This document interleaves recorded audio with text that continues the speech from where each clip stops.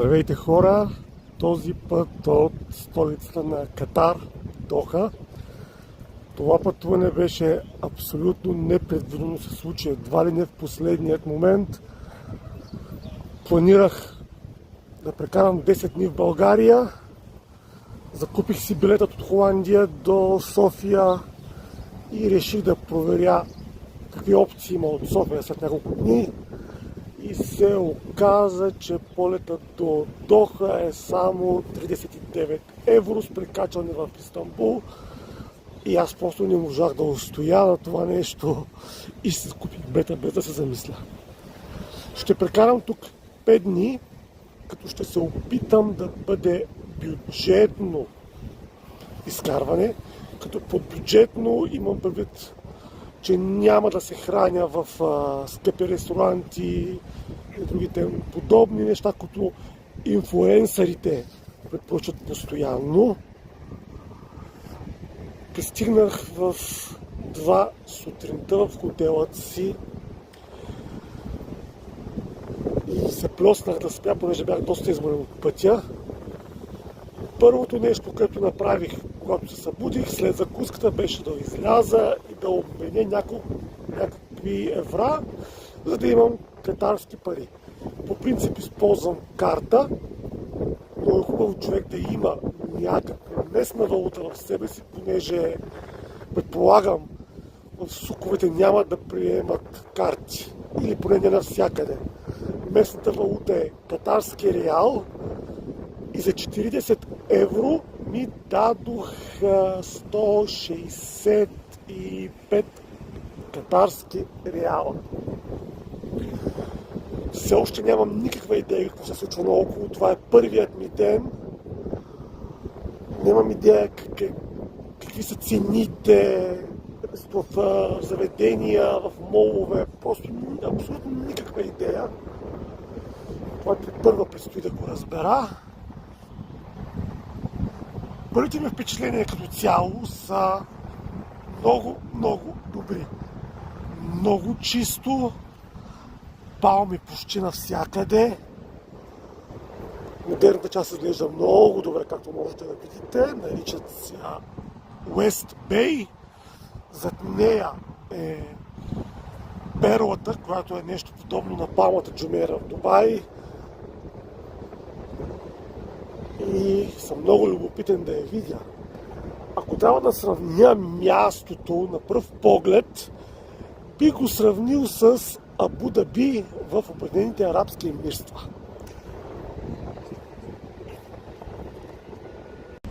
Ден втори от моето посещение в Катар. Впечатленията ми продължават да бъдат много добри. Всички са изключително любезни, отзивчиви, много е чисто. Навсякъде има тунели, през които да преминете от едната страна на улицата до другата. В тях има тоалетни, които са абсолютно безплатни и са като в абсолютен 5-звезден хотел. Наистина метрото е много чисто, точно като това в Дубай. И честно казано, първото нещо, което аз препоръчвам да направите, е да си купите карта за метрото. Оказва се, че е изключително евтина и карта за целия ден струва 6 реала, което е около евро и 50 цента. Това е изключително малко. И с тази карта вие можете да се возите цял ден из всички линии на метрото и трамваите, колкото искате и докъдето искате. Другото, което направих вчера, е да посетя Карфур. Намерих го случайно в един от моловете. Оказа се, че храната е страшно евтина в супермаркетите. Например, аз си взех една голяма бутилка пепси без захар, 2 големи бутилки води, една кутия с нарязан ананас, сандвич фалафел, едно руло за десерт и един огромен круасан с пистачо, нещо на което аз не мога да устоя. И всичко това ми излезе около 27 или 9 реала, което е около 4-5 евро. И с тези неща може преспокойно да се нахраните. И мисля, че едно бюджетно пътуване в Доха е абсолютно възможно, ако избягвате ресторантите и местата, които са препоръчани от всякакъв вид инфлуенсъри, които, както винаги съм казвал, трябва да бъдат осъдени, защото лъжат хората постоянно и не казват нещата такива, каквито са. След много лутане, понеже съм без интернет, най-накрая се добрах до въпросната перла. Това тук е прословутият хотел Фермонт. Те мисля, че са два в една сграда, но не съм сигурен. Доста е скъп и не мога да си го позволя. Но това, което никой няма да ви каже за въпросната перла или така нареченият ръчно направен остров в Катар, е, че той е направен изключително за хора с автомобили. Беше невъзможно. Ако питате някой, те ще ви кажат, че трябва да слезете на определена метростанция. Не мога да я кажа името, не мога да се изкрифендра езика по този начин. И оттам се стига. Но никой няма да ви каже, че ако тръгнете пеша от тази метростанция, защото като излезете далечината, виждате този хотел. И си казвате, щом го виждам, значи е наблизо. Голяма грешка, хора. Не я правете. Ще вървите около 15 минути и в един момент ще стигнете до задънен път, който е само единствено за автомобили. Няма начин да се пресече пеш. Оказа се, че мястото може да се стигне само или с автомобил, или с трамваят. Картата, която споменах тази сутрин, ви дава достъп до трамвайната линия, така че може да се стигне много по-лесно. Място наистина впечатляващо. Навсякъде има палми. Не знам дали се вижда добре. Използвам стария си телефон.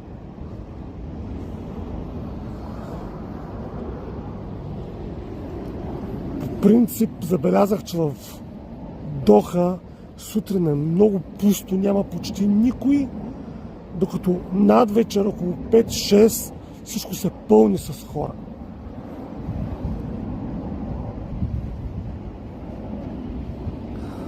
Опитвам се да намеря въпросното място с каналите, което прилича на Венеция, но нещо не ми се отдава. Може би ще го намеря по-късно, не знам, ще видим какво ще се случи. Но мястото определено се заслужава да се посети и ако може да се вземете хотел в тази част, би било чудесно, но предполагам, че ще бъдат по-скъпи от Уест Бей и Корниш, където съм аз в момента.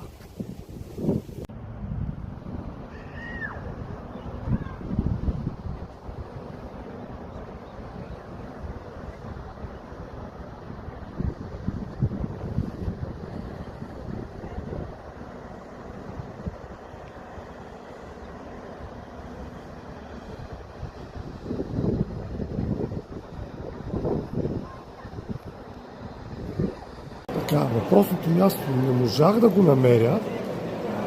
Оказа се, че от метростанция трябва да хвана автобус М110 и това е единственият начин да достигна въпросното място.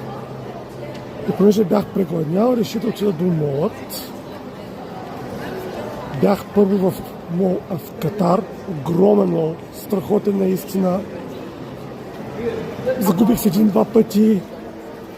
След това реших да се вземат дърмите, да се кача на метрото и да отида на другия край на Доха, в Виладжио мол. И най-голямата изненада за мен беше ето тази тук. Точно така, в мола има канал венециански стил и може да се возите на гондоли, ако искате. Не знам колко ще ви струва, не съм питал.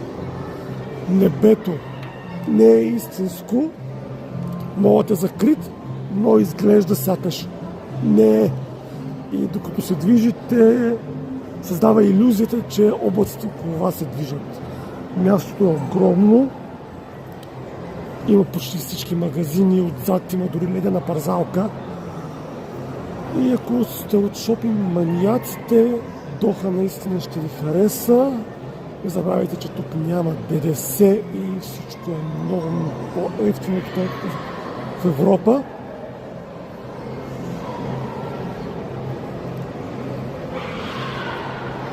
Както казах, мястото наистина е много красиво.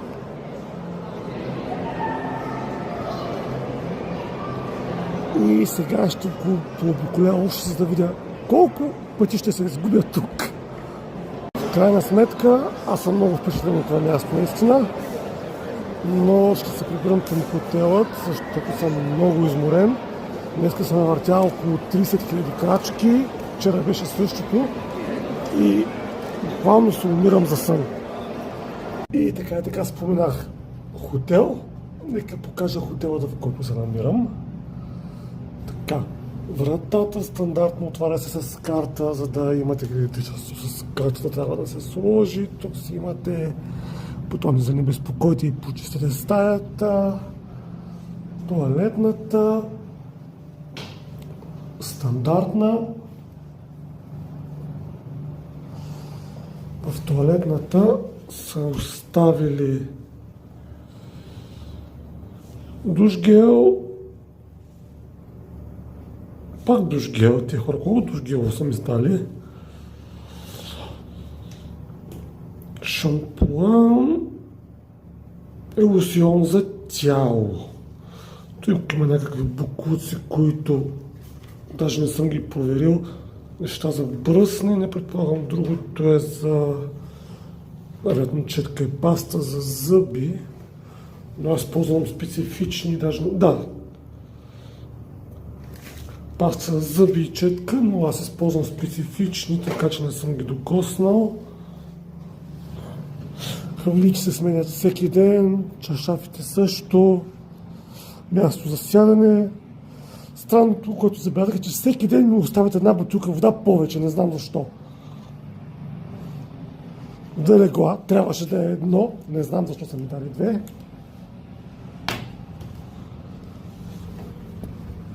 Хладилник, който естествено е празен. Още едно огледало, набор за кафе. Липсва тераса, като малко ме дразни, но това е положението Минке. За 5 дена ще го преживея.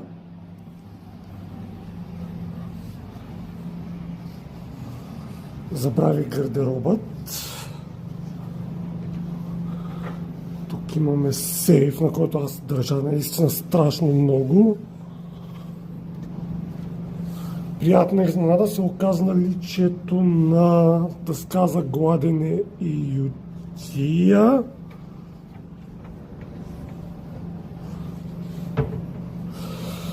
Хотелът се каза Horizon Manor.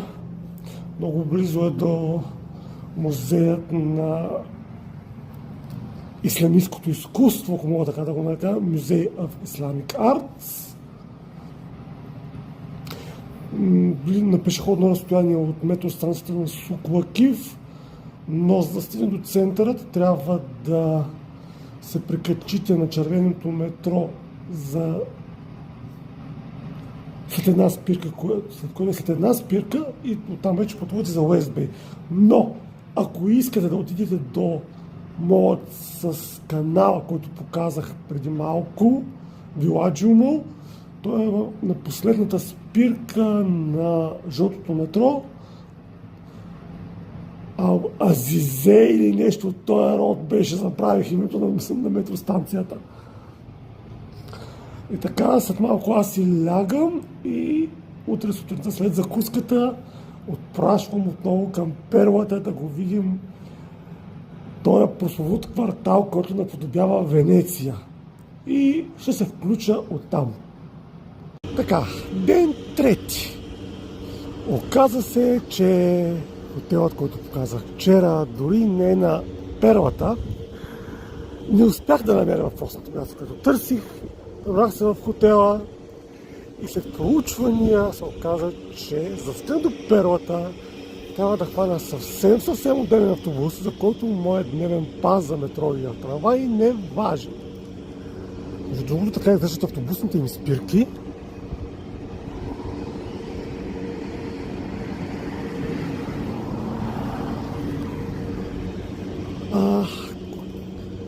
Събрах се аз багажа сутринта, както се казва, отидох до автогарата, понеже ми е много наблизо от хотела, в който живея. Купих си карта за въпросните автобуси по перлата.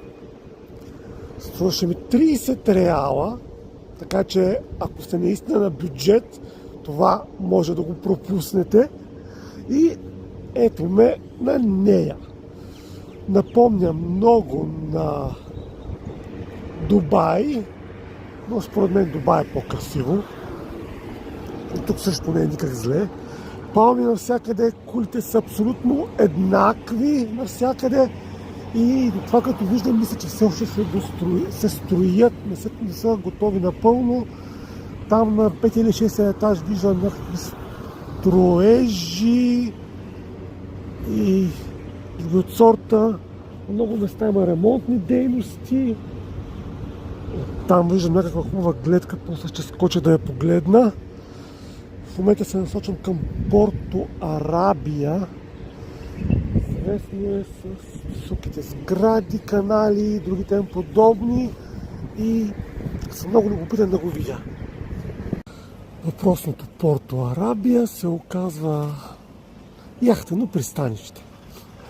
Много подобно на Дубай Марина, както вече споменах. Мястото много наподобява на Дубай. От тази табела мисля, че съм на правилния път. Точно към мястото с каналите, което търсих вчера като и Изогламов. Красиво е, наистина. Но мястото все още не е напълно разработено.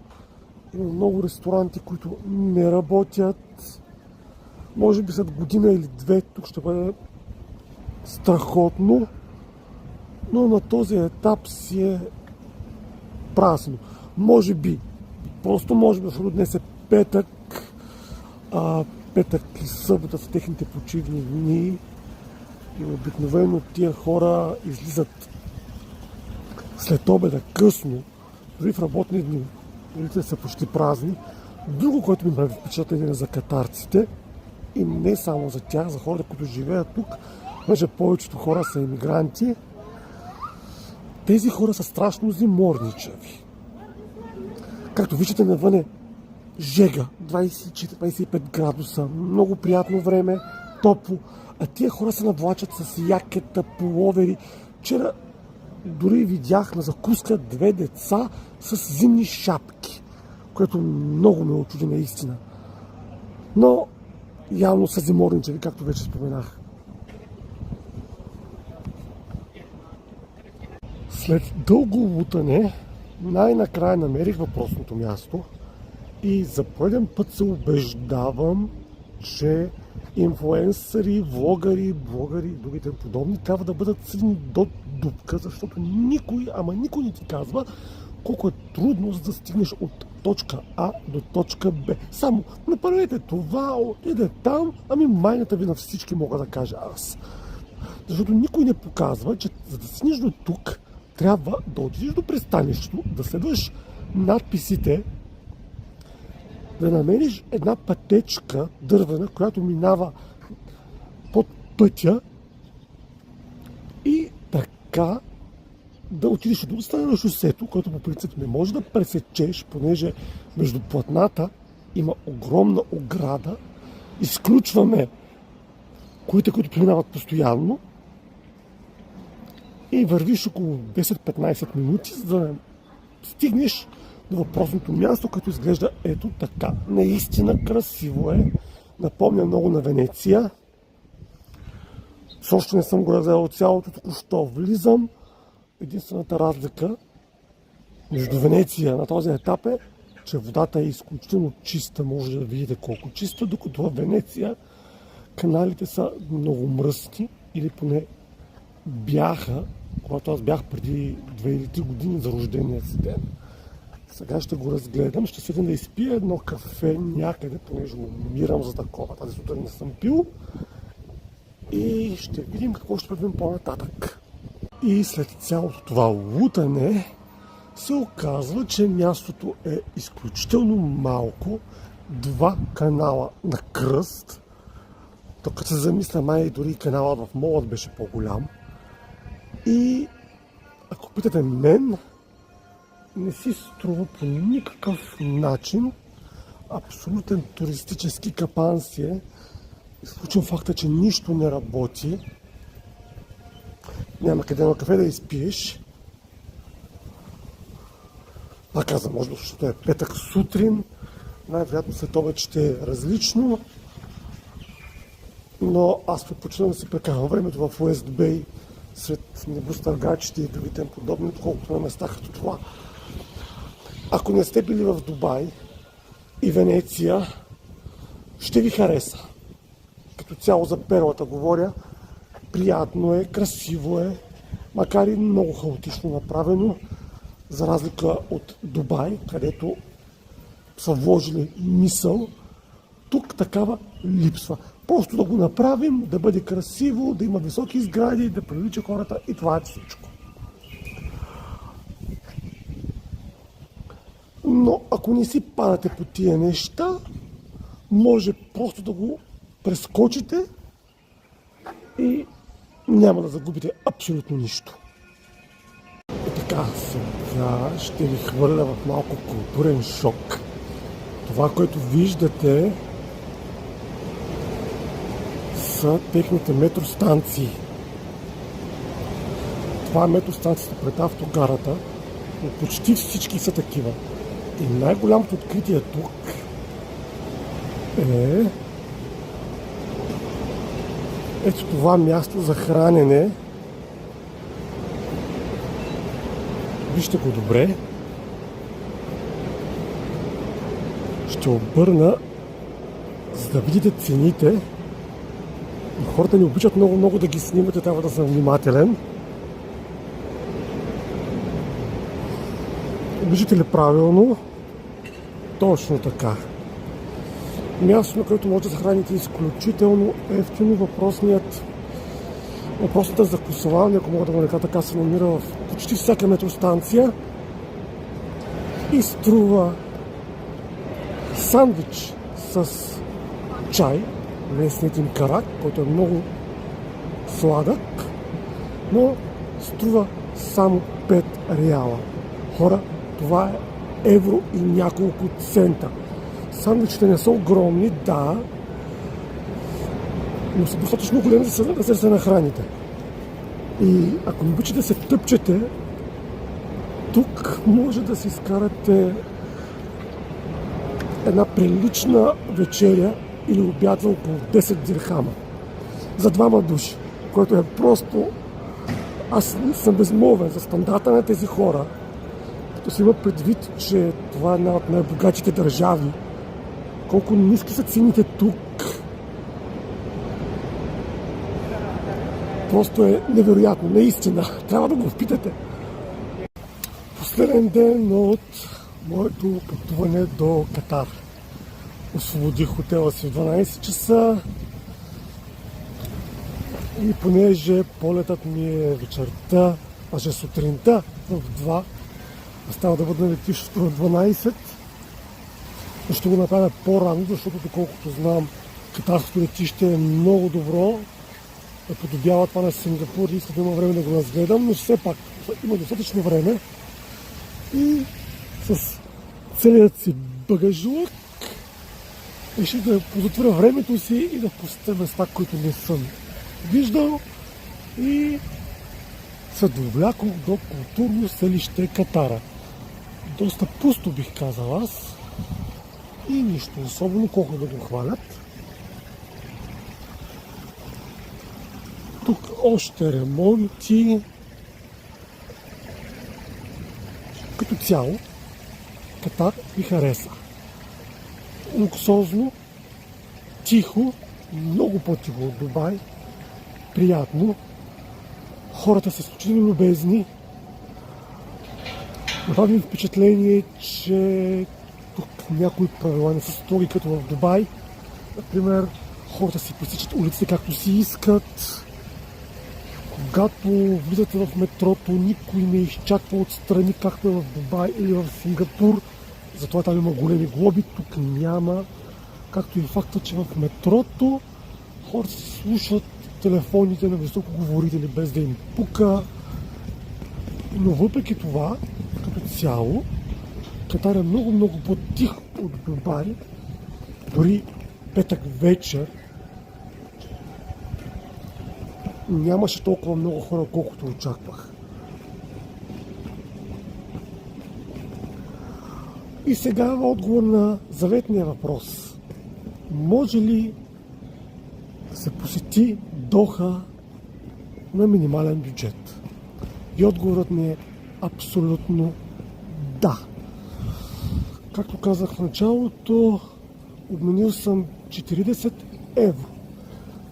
160 и няколко реала. Бях си подготвил 50, но смених само 40. Днес е последният ми ден и в портфела си имам останали 10 реала, които са достатъчни, за да си взема един сандвич преди полета и да се отправя към Истанбул, а оттам обратно към Холандия, където за мое съжаление в понеделник аз трябва да работя. Общите ми впечатления от Доха са изключително приятно място, много ниски цени, всички са много любезни, никой не те преследва, не се опитва да те измами, няма нищо подобно като в африканските държави. Хората спазват правилата и ако искате да купувате сувенири, препоръчвам Сук Лакиф. Тази сутрин, скоро след като напуснах хотела в 12 часа, аз се разкарах из него и си взех 4 магнитчета, той е цял комплект с 4 магнита за хладилник, който аз събирам естествено. И цената им беше 20 реала. В молът Виладжио, където беше канала с гондолите, един магнит струваше 25. Така че препоръчвам Сук Лакиф, ако искате по-евтини неща. Там има един ресторант, персийски, мисля, че е Париса. Всички инфлуенсъри много го хвалят. Да, красив е, много е красив, но цените вътре са солени. Така че не го посещавайте, ако искате пътуване на бюджет.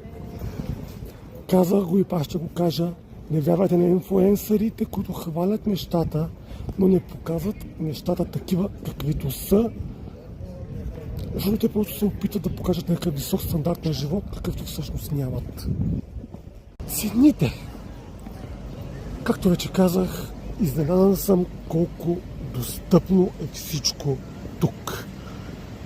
В супермаркетите цените са изключително ниски. Килограм домати, мисля, че беше около 5 реала. Банани, портокали, всякакви други плодове са между 3 и 6, 7. Нарязаните плодове, прясно нарязани, виждат ги пред вас буквално, са между 7 и 9. Порция суши, огромна порция суши е между 10 и 20 реала. За такива цени в България можем просто да мечтаем, наистина. Огромен сандвич с каквото си искате, между 7 и 10. Като казвам сандвич, предвид сандвич типа дюнер, фалафел от този сорт. Половинка печено пиле е 10 реала, ориз с нещо си там. Може да бъде зеленчуци, може да бъде месо, може да бъде скарик, за всичко 100 грама са около 3. Изключително достъпно, евтино и много вкусно. Това тук би трябвало да е плажът, но както виждате, ударих на камък. Мисля да се плесна на него, но няма да успея явно. Това там е перлата, за която споменах миналия път и до която мисля, че открих начин да се стигне пеша. Сега ще ви покажа как точно, ако мога да видя правилния път от тук. Така, между тези две коли там, които се виждат, надявам се, че се вижда добре, тази с лицето на нея, има мост, по който може да се върви пеша. Значи, когато седите на метростанцията, продължавате направо и след това на първия светофар пресичате улицата и тръгвате надолу. Аз направих грешката да тръгна направо към Фермонт хотела, но ако тръгнете надолу, се оказва, че имам мост, който се пресича спокойно и може да отведе до перлата и кристалният път, както го наричат. Казват, че е доста красиво вечер и мисля да го посетя, за да видя какво точно представлява. Ако успея, ще ви го покажа. Ако ли не, съжалявам много. Няма как. И за моя най-голяма изненада, както си вървя, открих плажът им. Това там, което строиш, явно ще бъде някакво продължение към плажът им. Този тук се функционира, по него има хора, не чак толкова много, така че време е за плаж. Този плаж, между другото, в Катара Вилидж е един от малкото безплатни плажове тук. Има един в Уест Бей, който е много хубав, но там се плаща такса от 20 реала, мисля, че беше, за да можеш да използваш шезлонги и чадъри. Така че, ако искате безплатен плаж, този тук е такъв в Катара Вилидж. 6:30 вечерта, след цял ден на плажът, ми е време да се отправя към молът, да вечерям. Ще се насладя на светлините на Уест Бей, който е изключително красив нощно време, и директно към летището, защото не ми се занимава с ходене до Перли, Кристал Уолт и другите подобни, които са по-трудно достъпни и не искам да рискувам с транспорта до летището, което между другото се достига много лесно, понеже червеното метро води точно на него. От крайната станция до летището мисля, че е около 45 минути максимум, а от Уест Бей, където съм аз в момента, е около 35. С това моето пътуване до Катар приключва и понеже знам какво ще си помислят много от вас и ще питат, ще отговоря на въпроса преди да са го задали. А въпросът е: колко аджеба ми струваше 5-дневен престой в Катар с хотел, полети и храна, която вече казах. Храната беше и не само храна, и транспорт в Доха бяха 40 евро и все още имам тези 10 реала в портфейлът си. Хотелът за 5 дни ми струваше 148 евро с включена закуска. Тук трябва да подчертая, че цените на хотелите варират страшно много. Вчера проверих същия хотел просто от любопитство за 2 месеца, понеже група приятели искат да дойдат в Катар и може да се присъединя към тях, но беше изключително скъп, не знам защо, така че наистина варира. Може да следите цените в Booking и ще се ориентирате кога ви е най-изгодно за вас. Мога само да кажа, че на мен Катар страшно ми хареса, не колкото Дубай естествено, но все пак, и дори планирам, но само планирам, нищо не е сигурно, да прекарам тук рождения си ден на 2 октомври, но Това те първа предстои да се разбере. С това ви казвам чао. Надявам се, че съм бил полезен и не забравяйте, че да пътувате понякога не е толкова скъпо, колкото всички си мислят.